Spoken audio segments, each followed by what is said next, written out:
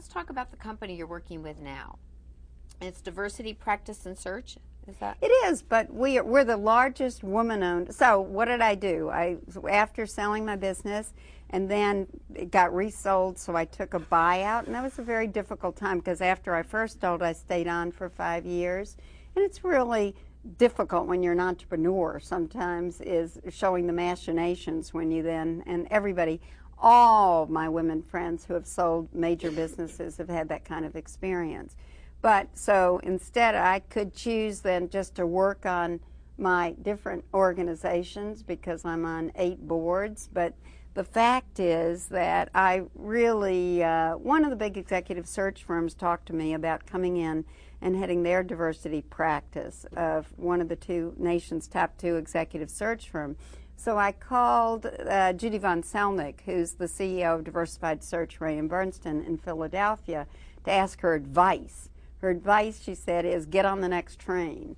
And so I went to Philadelphia, and 2 hours later really joined in the executive search. So our business is to recruit executives 150,000 and up, and I had the national diversity practice, and we're in 35 countries.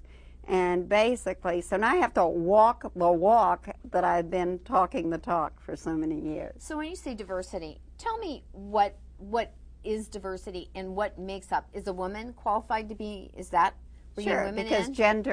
gender is so important now as we consider just what we looked at and what the needs are, as well as ethnicity. But it's really is Misty, as you've worked on age in terms of the young people, basically you learn to bring together the young people in your process. It's learning religious because it's basically so important that we show that whole support. So it's everything. But as we're looking at change, I was at Harvard yesterday because we're talking about something major for them, and it's clear as you look at the women that have taken over as the major collegiate institutions of higher learning. It's just, but there has to be, after their last fiasco, they appropriated $50 million for the support of gender in terms of more women in the faculty moving up. We got a long way to go.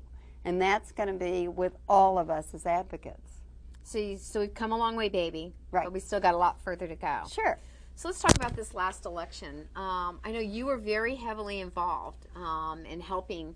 You really wanted to see a woman get into the White House because that's your commitment, to see women doing it.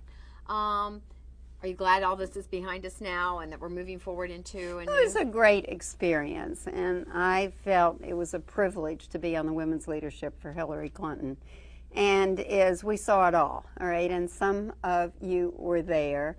But I did major fundraising, but I went out to X number of states. You know, I tried to work full-time and get out there on the weekends into so many states and really to see. But you also saw what was right and wrong in terms of running a campaign. And you also saw tremendous sexism in the media, which I think we saw. But it was something that I think all of us that were involved will truly value forever. And Hillary will make a great Secretary of State. We then switched, and it was tough, right? It was really tough for us to switch, but we switched to Barack Obama, and we worked very, very hard. And we'd put 3 women's summits together, and 2 in Washington, 1 in New York for Hillary. We did a great one with Generations, where we got women to bring their mothers and daughters, and it was unbelievable. We raised $1.5 million in Washington twice. We raised $1.5 million in New York. And then we did the same thing in Chicago for Barack. And it was so impressive in terms of coming together. And then the same thing happened at the convention. And the same thing, I think, is happening today. And I think what we learned by listening, and I've been over to 1 or 2 of the transition meetings of just listening. There's so many lessons that we've learned in terms of doing it well. This is the toughest time in our lives of what we're facing with this nation and this world. and I believe unemployment could go to 10%. I think that we are hurting, and so putting all of our energies to driving something positive is going to be extremely important, as you and I would share. So those are pretty serious discussion, right? It is definitely, but it sounds like listening is another one of those key words that we've learned today, is that stop and listen. You know, and that's sometimes, it was funny because I was just talking to somebody yesterday, sometimes some of the greatest disputes in the world happen because somebody's not being heard. Their behavior says, I'm not being heard, and just listen to what we have to say. So I think that that's a really important point to what you're sharing. Now, do you have any children? No, we don't have children, and I think that was a tough decision, but at that point I was running a business and my husband said, you've got to come home at 5 o'clock, but that's very tough decisions that everybody's got to make, and once you make that decision, it's got to be no regret. So we're lucky to have our niece and nephews in Washington, and basically fabulous neighbors and friends, and is taking time for all that every day is also critical. I have a dad who's going to be 100 years old in June 1st, and I guess he has really taught, as my mom taught me, but you know what we did, I'm on the national board of SCORE. You know, SCORE has helped 10 million entrepreneurs. We got 11,000 people in 400 cities across America, but we set up a scholarship in my dad's name in Atlanta. But the Atlanta chapter won the SCORE Chapter of the Year this year, so I flew down about a month ago, and he came when we did the first entrepreneur award in his Lester Fraser Award, and it went to a Russian immigrant small business who basically is doing healthcare across Georgia. So those are the things that I think we can do to put it all together just to make sure. But I call my dad every night now. He at that age likes to sleep all morning, and he goes to bed at 1 o'clock at night. So I call him at midnight every night. Really interesting. Isn't that interesting? So it's kind of like that teenage thing now. They kind of revert back. I'll be darned. So he's in pretty good health, and where's he living now? Is he in Atlanta? In Atlanta. Is he in a nursing home or? No, he's still in his apartment, so it's great, right? Wow. But I think the important thing is that we all take that time every day, and it is so tough, right? But we just got to make time to tell people we care. That's really true. That's a really good point. We have to take time, especially those who are in our lives. Because I know for a budding entrepreneur, you've got a business, sometimes people who pay the most or the dearest are those who are closest to us in our family. To have that time, those are the people who go, wait, later, not now. And I find myself facing that challenge myself often.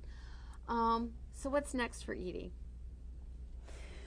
It's interesting because I think we all think about writing our personal goals and our professional goals, and I think it's basically but I have a responsibility now with our executive search firm in a very tough environment to really make it and to grow it. That's number one. I think that family is extremely important. I know everybody's got health goals, and some of you do a better job than others, including what we do or don't do. I think that taking the time for what you want to do for travel, to give back on your organizations is really, really important. To making sure I try in my own way with all of my friends to impact the side of gender growth is just really important, and our new sisterhood that has never been more important and which you so support, Cynthia. So I think if you put all that together, and I think if you go for it, I mean, as somebody said to me, I don't understand, because you do the business, you do the political, you do your nonprofit, and you try to still keep family, right? And the answer is yes, right? And you just go for it about what you can and can't do, but you got to pick and choose carefully, and is making sure. So if I go to a women's conference on the weekend, I try to come home by Saturday night, because that's really important. And other women may not choose to do it. I choose to do it because the personal is really important. So it's just, I choose to take 2 weeks away with my husband every year. It's just very important So it's that we just truly have to balance it. And I think we've all gotten so good as we get women's events going that we can just network all of our friends. And there's a big women's lunch at the inaugural on Sunday, and so all of it is just basically sending out emails of who's coming, and everybody responds to each other, and we get it to happen pretty rapidly now because of our networks and our sisterhood.